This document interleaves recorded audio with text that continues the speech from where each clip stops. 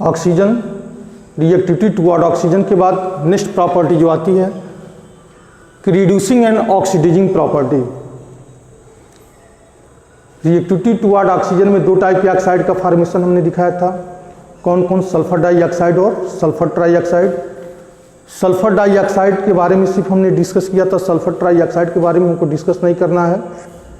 Sulphur dioxide में sulphur dioxide water से reaction कर रहा था तो सल्फ्यूरस एसिड बना रहा था। सेलेनियम डाइऑक्साइड सेलेनियम एसिड बना रहा था। और इसको हमने बताया था कि जब हम ग्रुप में अप से डाउन के डायरेक्शंस में जाते हैं तो एचडी करेक्टर घटता जाता है और बेसिक करेक्टर हमारा जो है बढ़ता जा रहा है। मतलब पोलिनियम डाइऑक्साइड को वाटर में डिजॉल्व कर रहे हैं तो जो हाइड्रोक्साइड का फॉर्मेशन करेगा उसका नेचर बेसिक होगा। अब इस टॉपिक में हमको पढ़ाना रिड्यूसिंग एंड ऑक्सीडाइजिंग प्रॉपर्टी।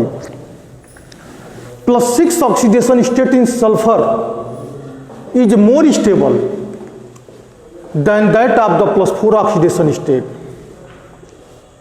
क्यों कि सल्फर अगर किसी सल्फर अगर कंपाउंड बना रहा है हैलोजन के साथ या किसी अदर नॉन मेटल के साथ, उसमें उसका +4 ऑक्सीडेशन स्टेट मोर स्टेबल होगा +4 के कंपेरिजन में। ऐसा क्यों रहा है?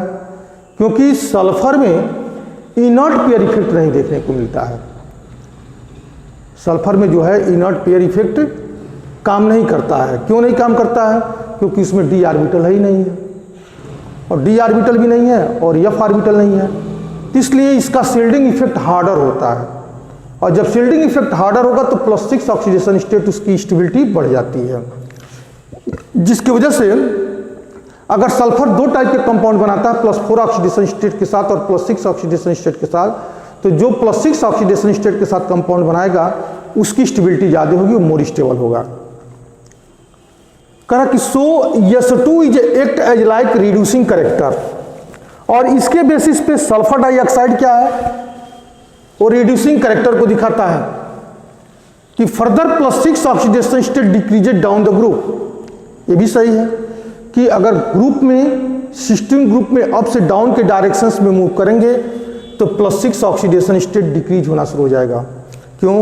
क्योंकि वहाँ पे इनर्ट पेयर इफेक्ट दिखाएगा।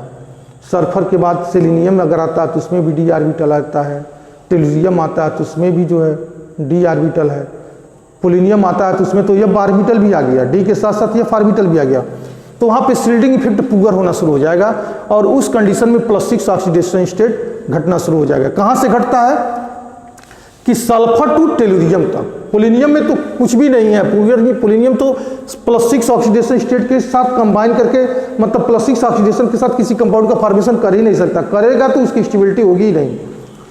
तो +6 oxidation state decreases down the group from sulphur to tellurium.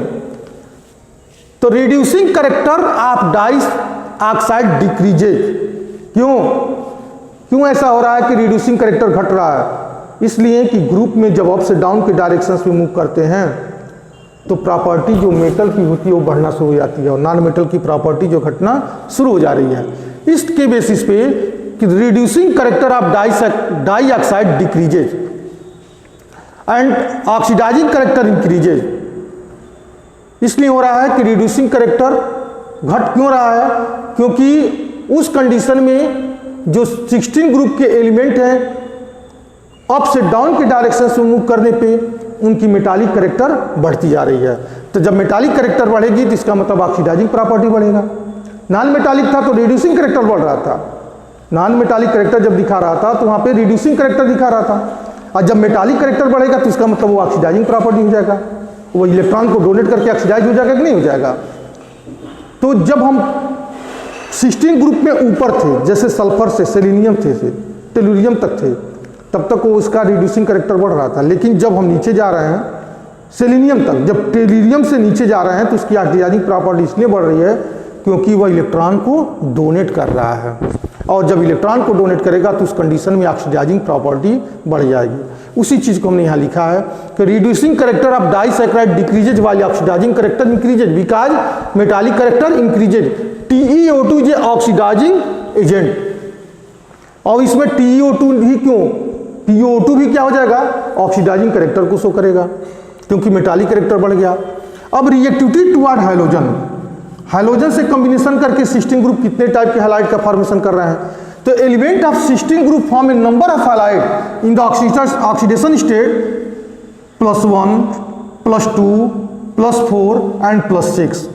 मतलब यह +1, +2, +4, +6 ऑक्सीडेशन स्टेट के साथ यह नंबर ऑफ हैलाइड का फॉर्मेशन कर रहे हैं, जिसमें the stability of halide decreases fluorine, chlorine, bromine, iodine. मतलब फ्लोरीन के साथ अगर सिस्टीन ग्रुप का एलिमेंट कॉम्बिनेशन करके हैलाइड का फॉर्मेशन कर रहा है तो वह स्टेबिलिटी उसकी ज़्यादा होगी। किसके कंपेरिजन में? क्लोरीन, ब्रोमीन और आयोडीन के कंपेरिजन में। अगर क्लोरीन से कॉम्बिनेशन करके सिस्टीन ग्रुप का एलिमेंट हैलाइड का फॉर्मेशन कर रहा है तो उस क्लोरीन की स्टेबिलिटी ज़्यादा होगी ब्रोमीन और आयोडीन के कंपेरिजन में। The compound of oxygen with fluorine, अगर ऑक्सीजन फ्लोरीन के साथ कॉम्बिनेशन कर रहा है तो जो कंपाउंड का फॉर्मेशन करेगा उसको फ्लोराइड बोलेंगे। यानी OF2 एक का एग्जाम्पल हमने लिखा है, O2F2 भी बनाता है। O2F2 में ऑक्सीजन की जो ऑक्सीडेशन स्टेट +1 बनती है, OF2 में ऑक्सीजन का ऑक्सीडेशन स्टेट +2 हो जाती है। सल्फर फॉर्म में 4 type of halide, sulphur 4 type के हैलाइड का फॉर्मेशन करता है, जिसमें से सबसे ज़्यादा जो स्टेबल होता है वह SF6 होता है। कहीं यहाँ पे हमने बताया भी है कि decreases highlight stability of highlight decreases fluorine, chlorine, bromine, iodine. मतलब सबसे मोर स्टेबल क्या है इसमें? फ्लोरीन है कि सिस्टीन ग्रुप का एलिमेंट अगर फ्लोरीन के साथ रिएक्शन कर रहा है तो उसकी जो है स्टेबिलिटी ज़्यादा होगी। तो इसलिए हमने लिखा कि अगर फ्लोरीन सल्फर से कॉम्बिनेशन कर रहा है तो यह +2, +4, +6 टाइप का कंपाउंड बनाएगा, लेकिन जिसमें सबसे ज्यादा स्टेबल होगा SF6 correct, due to the less inert pair effect. अब SF6 क्यों मोर स्टेबल है? क्योंकि सल्फर में इनर्ट पेयर इफेक्ट है नहीं। जब ये इनर्ट पेयर इफेक्ट नहीं है तो +6 ऑक्सीडेशन स्टेट के साथ अगर कंबाइन करके कंपाउंड बना रहा है तो उसकी स्टेबिलिटी ज्यादा हो रही है। और SF6 का नेचर होता क्या है? कि इट इज द कलरलेस होता है, ओडरलेस होता है और नॉन टॉक्सिक गैस है। It is a chemically inert among tetra halide. जितने भी टेट्रा हैलाइड्स हैं उसमें टेट्राफ्लोराइड जो है बहुत ही स्टेबल है, वो इनर्ट है, मोर स्टेबल भी है। SF4 is a gas. अब यहाँ पे स्टेबिलिटी दिखा रहे हैं कि sulphur tetrafluoride is the gas है, सेलेनियम टेट्राफ्लोराइड द लिक्विड है, और जबकि इसके अलावा अलग मिल रहे हैं जो उसमें कि F4 इज ए सॉलिड। मतलब TeF4 जो मिल रहा है वह इसका नेचर क्या है? सॉलिड होता है। तो यह हमने आपको बताया कि ट्रेंड इन केमिकल रिएक्टिविटी में reactivity toward hydrogen, reactivity toward oxygen, oxidising property and reducing property, और रिएक्टिविटी टुवर्ड हाइड्रोजन।